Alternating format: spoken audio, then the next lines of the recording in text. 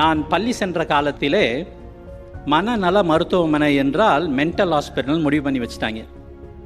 ஒரு மென்டல் ஹாஸ்பிட்டலுக்குள்ளே போனால் வெளியே வர முடியாதுங்கிறது பரவலான பேசப்பட்ட கதை கருத்து.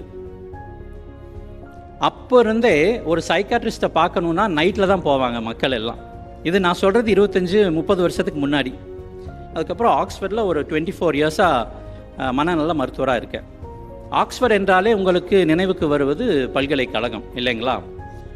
இன்னொரு பக்கம் ஆக்ஸ்ஃபோர்ட் தெருவெங்கும் சிதறி கிடக்கும் பப்ஸ் அண்ட் பார்ஸ்.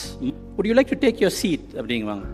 அதுக்கப்புறம் what would you like to drink-ன்னு அவங்க கேட்குற விதத்திலேயே உங்களுக்கு குடிக்கணும்னு தோணிடும்.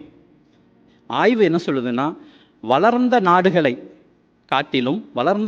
காட்டிலும் மாணவர்களாகட்டும் டென்ஷனாக இருக்கிறவங்களாகட்டும் ஆக்ஸ்ஃபோர்டில் இருப்பவங்க அவங்களோட குடிப்பழக்கம் ரொம்ப கம்மின்னு காட்டுது.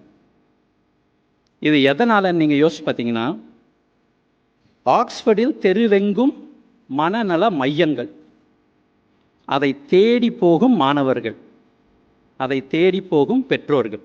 சரிங்களா?